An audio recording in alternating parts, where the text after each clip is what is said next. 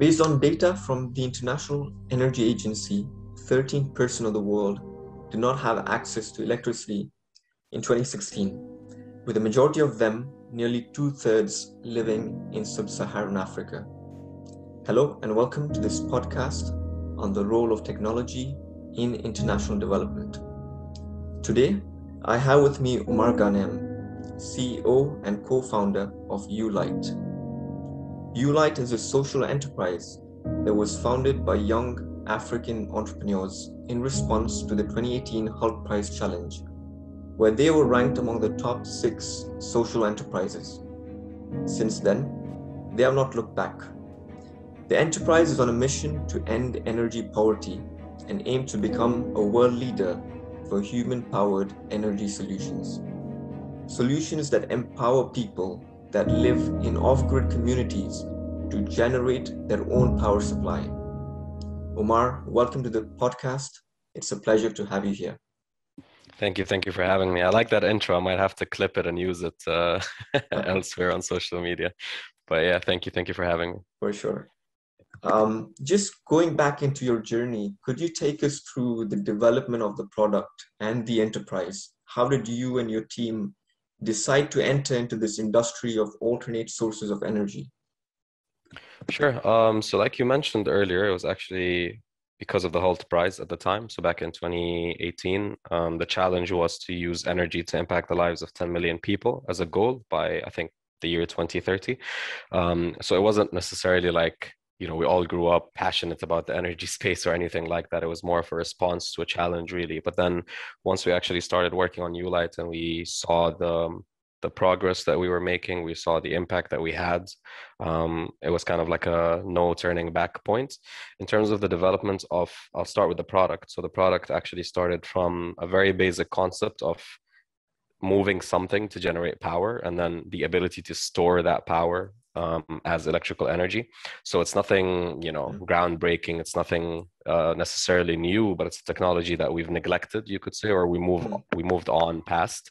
But then you realize now, for example, in our more luxurious lifestyle, we can walk into the room and get light just by motion sensors. We can, flip a switch and get light. But in some of the communities, like you mentioned, 1.2 billion people around the world don't have that luxury. So for them, it doesn't make sense to skip that step if it was never taken, right? That was kind of the logic that we had, taking people from 0 to 1 rather than trying to skip steps and, fall into the trap where everyone's so fascinated by, let's make Africa leapfrog the Western world. Let's make Africa, jump into solar power energy immediately. And it's not really sustainable yet. And it's not really applicable yet. So in terms of the product development, it went from that initial concept where I think it was literally like a spring tied to like a handle with a tiny LED light. That was the first thing we ever made. And then it turned into like a huge like battery that looked like a mini generator almost, which was effective output wise, but very inefficient in terms of like the amount of material that went into it.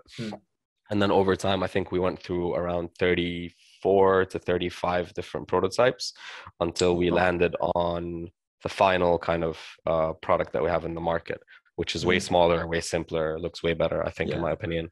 But yeah, that's kind of the product development. Company development wise, I would say we started from, again, just a startup idea to actually becoming an actual startup. So getting incorporated back here in the UAE, to then going on to raise or actually get a grant investment from the Expo Live team as part of the Dubai Expo. And then going from that to actually impacting lives of people in Nigeria. So we've reached, to date, 1,500 people in Nigeria, around 600 people in Kenya through a school / NGO partnership. And we're projected to reach around 10,000 people in Lebanon by the end of the year. So that puts the total to around something like 12,000 people almost. So yeah, it's grown rather quickly. But we still have a long way to go. Very interesting. I think the impact that you mentioned, and we're going to come back to the impact that it's having on communities, right? What you mentioned, it's a simple solution, and it strikes me that it is so simple. But why haven't other firms or other companies, NGOs, thought about creating this technology? Do you have any any, like once you're in the field, do you have more insights on what is the reason why people are not creating such It doesn't solutions? sound as exciting, Mm, right? When I mean we faced that as well when we came back from the Hult Prize to like pitching here to, try to raise investment. It's not the most exciting idea when everyone's talking about DeFi and crypto and blockchain technology and AI this, AI that, and then you come and you say, oh, you turn a handle and you generate electricity. mm, It's like, yeah, sure, thanks. mm, So number one, it's not really the most exciting space. Number two is everyone, again, like I told you, is so keen on introducing like these solar solutions or other technology alternatives. But the issue is like you literally, if you Google right now, like failed solar project Africa, you'll see like mm, hundreds of Google search results where people like it's mostly governments to be fair. When like I don't want to sound political, but when they're running for like mm. elections or whatever, they'll target these I see. communities that are vulnerable. They'll provide them with these like solar panels and sell them these dreams of having energy on demand, blah blah blah. And then as Mm, soon as they win the elections or lose the elections, they completely like forget the project and ignore it. And the issue with solar panels is you can't necessarily just like let it be, especially not in harsh conditions. mm, You have to maintain it. You have to obviously have someone that looks out for them. There's so many cases where like the solar panel falls off the roof, the mm, wires are cut, someone steals it. Like it's just so much that happens. And then we tried to kind of just avoid any of that. We said, okay, let's get into people's homes. Let's actually go inside their houses and let's also free them from the needs of dependence on sunlight, right? mm, Because in the end of the day, as much as it is reliable, let's say it's a cloudy day and you slept all morning and you forgot to put your, solar tiny lamp outside, you don't have mm, light for that day. So technically, it's not really, oh, I have light whenever I want. In our case, we wanted people to basically like, we're just trying to empower them to generate their own source of power. And that's where the name came from, right? So it was Ulight, as in you light mm. it up yourself. So that was kind Very of like nice. just really the whole logic behind it. Yeah, very nice idea that of putting the power in the people's hand, right? And Yes. I think in many, this is very relatable to other programs in international development, where I think the aim should be to give the people the ability to create their own power in this case, or to just generate their own income, and that's very profound. Um, so let's move into the impact. In terms of impact, I know Ulight has been working with governments and private entities in Kenya, Nigeria, and Lebanon, you mentioned. Could you tell us more about what has been the impact on the ground so far? How are you changing lives? Yeah, so the way we look at our impact is basically we break it down per unit. So every unit that we basically sell or put out in the market has the potential to empower at least 3 children to continue their education. So they stay in school, they can do their homework, they can study, they no longer have to drop out at young ages and basically just work on the farm or something like that.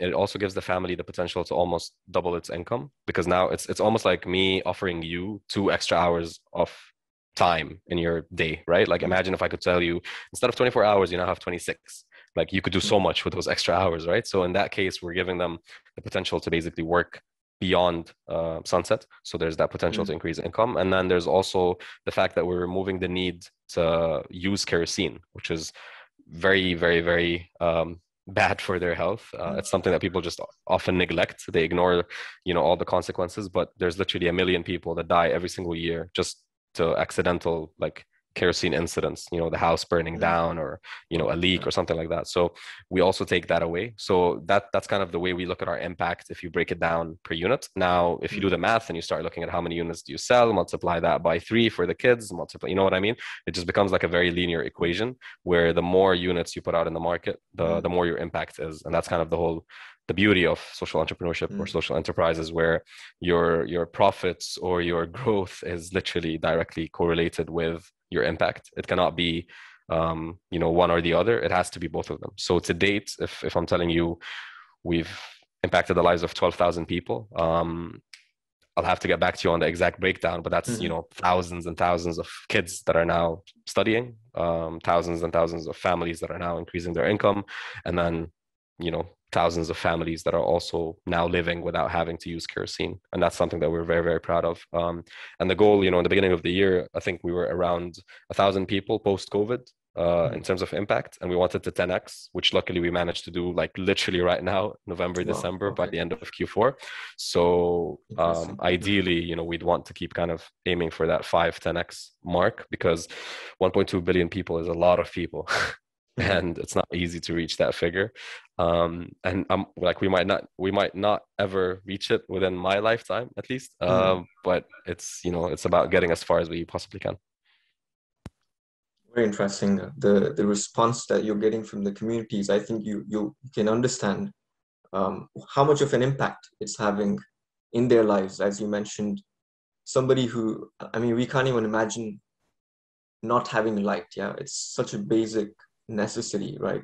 Just when the sun goes down, you still continue working, you continue studying, but for some people in developing countries, this is not a reality. And so you mentioned how that gives them extra hours, right? Extra hours of productivity, extra hours of studying. That is very, very interesting. Yeah, and there's so much more tied to it that's indirect as well. Like we could talk about safety and security, for example. Okay. It's common knowledge, right? Like you don't walk down a dark alley or a dark road True.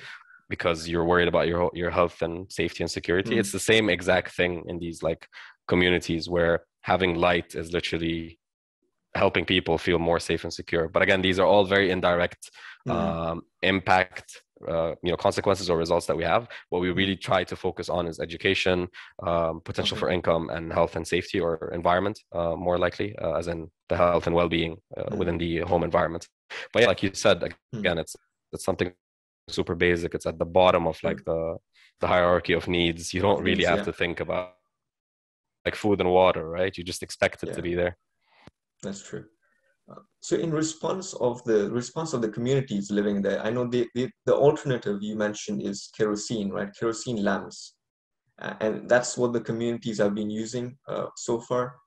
So was there any resistance from the community when you guys came out with this product, selling it to them or providing them with this product? What was the reaction of the people? Were they excited to use this product, or were they still wanting to use conventional methods, which are actually detrimental to their health? Sure. I mean, like anything else in life, behavior is always the hardest thing to change. So there had to be that kind of step of education when it comes to like letting people know why they need to use this, letting people know how to use this, letting people know, again, a lot of people already, I'm not going to say a lot of people, majority of people that use kerosene understand the consequences of it, whether it's to their health or whatever, or even just the fact that it's not a good source of energy. And also there's the fact that our solution compared to the amount they spend on kerosene is literally like 91% cheaper over the lifespan of the product, because kerosene you have to buy every single month. It's just a constant supply that you have to keep basically buying more and more of, whereas in our case it's literally one unit that you buy and it stays with you for a minimum guarantee of a year, and it could live up to 2 or 3 years. So you're literally saving money by not buying kerosene. Now this was initially, right, what we had to do was basically gift units at some point. So we did like a buy one gift one model where people in Dubai could buy the units for like camping or whatever they wanted, and then we would gift one on their behalf. Interesting. And then we would kind of circle back and say, here's your impact, like here's a picture of literally the family that you've gifted the light to. So that was a way to enter people's homes without any resistance early on. But then once word spreads, it kind of like spreads like wildfire in a way, where people start asking and reaching out and stuff. So the Kenya campaign was literally like organic. We didn't reach out to someone in Kenya reached out to us, right? The Lebanon case was also organic in the sense that there was a crisis and they realized there's a need for light, and then they reached out to us and said, hey, could we do something together? So I think after that first step of proving that it works and that there's a need for it, everything becomes easier. Now post distribution, I can tell you because I have those numbers. So for example, I'm just looking at the numbers right now. 49% of customers use the product more than 4 hours per day. The remaining percentage uses it between 1 to 3 hours per day. Interesting. Around 61% of the customers use the product on a daily basis, right? 100% of the users indicated they did not notice any damage to the product. So that goes back to the quality, for example. There are so many, like I have literally like lines and lines and lines Okay. of data that just talks about how there's such high reception and intake. Yeah. And I like just everyone is just genuinely very optimistic about it because again, it solves a lot of problems and it's a substitute. And it's also, again, you go back to it's more reliable than solar, it's cheaper than kerosene. It's like almost like a logical decision almost, right? It's just that you have to educate them in the beginning. There's always that first step of educating the customer before getting to the next stage.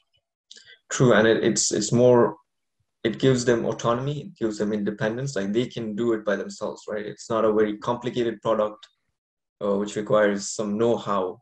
It's quite simple and straightforward for them, I guess, and that really improves the reception, right? Yeah. Okay. So many a times what we have seen with digital technologies in particular is that they lead to the exclusion of some people, right? And especially those that are from the most disadvantaged section of the society. I mean, this is the case with, like, let's say, with Wi-Fi or with products which require Wi-Fi, and that leads to exclusion of some people, right?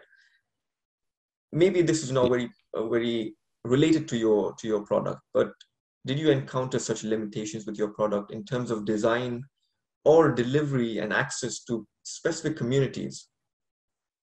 And how did your enterprise address those issues? I wouldn't say limitation or like exclusion of any exclusion of any kind of demographic per se. I think maybe as a challenge, in the beginning, it was about actually getting like pictures and videos of people using the product, which meant that we had to go inside people's homes. Like that was probably a challenge early on. Okay. But I don't think like the whole point and the whole purpose of the product was to make it as simple and easy as possible to use, that kids could use it, but also like normal adults could use it, like, and then parents could also use it. Like there's literally, grandparents, kids, young adults, everyone's using the product because it's so simple and straightforward. The one thing that we had to just, keep an eye out on was the representation, for example. So it didn't make sense to be reaching out to the Nigerian market, the rural villages, and our marketing and branding is like, white people or Asians or Southeast Asians or whoever was around us basically here in Dubai when we were shooting it, right? So we had to literally make it seem like we're targeting them. So we had to show them one of them. We had to basically like bring that to them so that they could see like, oh, okay, that's someone that looks just like me, that has the same problem as me. Makes sense for me to then check out what the solution is, right? So I think that was probably the only thing we faced in terms of inclusion. Otherwise, no, in terms of development, in terms of the product, we've always been like super focused on talking to the women mostly because they're the ones that are always at home most of the time in these communities. And so we wanted to reach them and kind of understand like what works, what doesn't work. But at the same time, we still kept the men. And at the same time, we still kept the children in the conversation. So it was always like a very open conversation. Very interesting. Okay. Going back to the product development, and focusing on the product design. You mentioned initially it was a much bigger product, not as compact. So Ulight 1.0, for our viewers, for our listeners, Ulight 1.0 is the current product in the market, right? Which is basically converting mechanical energy into electric energy. But initially you had a much bigger product.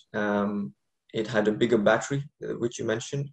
So could you share with us the journey from the initial design to the one which is currently in use? Was there any feedback from the local people, from people living in off-grid communities, or was it just the top-down design? Nah, so definitely. I mean, when it was like early stages, it was huge because we were trying to really maximize output. We were trying to get as much light out of each minute of cranking. So in the beginning, the one that you've seen personally actually in the past was a model that would give you 45 minutes of light for every 1 minute of cranking, which is like huge in terms of ratio, right? But then the price point was high because it was big and it was bulky and it needed a lot of material, and the motor in it was powerful, and like there were so many moving pieces. When we went on the ground and did the pilot program, a lot of people just said like, hey, I don't mind getting a lower ratio if it meant I had to pay less. And so we started thinking about, okay, how do we optimize design to minimize costs and basically still have a pretty decent ratio, which then took us to the 1 minute to 10 minute ratio, which we have right now in the product, where every 1 minute of cranking gives you 10 minutes of light. Obviously, there's 2 brightness modes. So, there's low and high. One gives you 10 minutes, one gives you 5. But basically, in a fully charged capacity, you're talking about 15 minutes of cranking, giving you up to 2 hours of light, right? So that's where we say, I can give you 2 hours of your life back, basically, in your 24 hours. So that's kind of the logic behind it. That was the rationale. Now, the first unit that you remember, the bulkier one, is still work in progress. It's technically meant to be our second product in line, but we're trying to target more low middle class income households, meaning they're not necessarily living in like rural communities or villages. They can, live in whatever, houses, apartments, whatever, but they struggle with like power outages or, just bursts of darkness because, a plant has blown out or whatever, right? So that kind of, when you focus on Lebanon, for example, that's a perfect example where the people in Lebanon, they have iPhones, they have fridges, they have TVs, right? It's not like they're living in a village, but they don't have electricity. So then that becomes a bit more relevant to them because maybe they will want a higher output ratio for the minutes that they're putting in. Because I remember the one that we were talking about earlier, if I'm not mistaken, like a 15-minute charge could give you like hours, like literally maybe 10 hours of flight, if not more. So yeah, I mean, it's the beauty of it is in the simplicity of the technology, the fact that it's so basic, you could literally apply it to anything, right? And you could just scale it by scaling up the output by increasing the input, obviously. So yeah, that's kind of the process that got us to where we are today. That's great. I think it's a good case study because it's really important to know what the people want. And you mentioned, like, we would think we want to give them more of the ratio for 1 minute of cranking, more output of light. Exactly. But maybe they just want a more compact product, a smaller product, which might give them less light, less duration of the light, but it's much more compact and it's much more easier and user friendly, perhaps. Yeah. Looking at in general and you compared human powered solutions to renewable energy, and some of the questions that the listeners might have is that renewable energy, it's large scale, it's not much of, once it's established, once it's set up, it doesn't, I mean, you don't have to worry about it, right? It gives you a long-term solution to energy problems. And you of course mentioned that there are other issues like weather problems and other issues which can come up with renewable energy, which some people might not think about. So this product is more like giving power into the hands of the people, literally, right?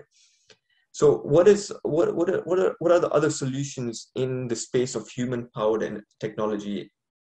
What else is possible, and what is your enterprise thinking about after this product?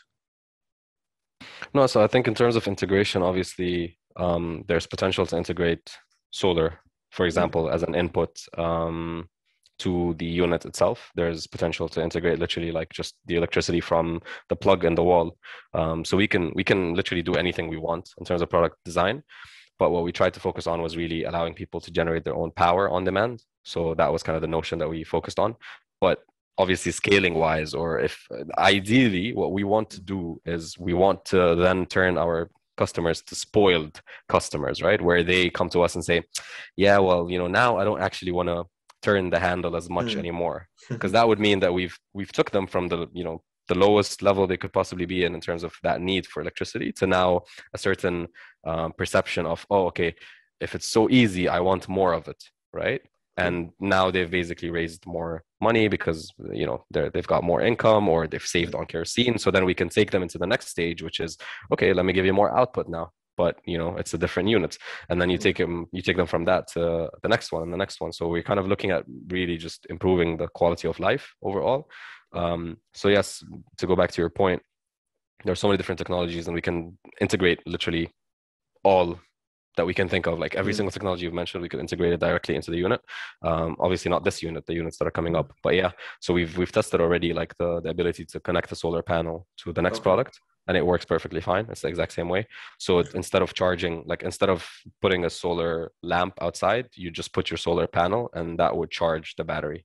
Because the way it works is it's just a battery. So however you charge the battery is totally up to you, right? We're trying to streamline the process of human power as the solution, but solar, obviously everyone agrees that solar is potentially the solution for the future, but it has to reach a certain stage or a certain level that it's affordable enough and easy to maintain, and it's not as costly to then set up these communities. So in 5-10 years maybe we turn into a solar powered company, you never know. But right now where we are, it doesn't make sense yet, right? Okay. So apart from electric energy, is there any other avenues where this human powered solutions could be applied?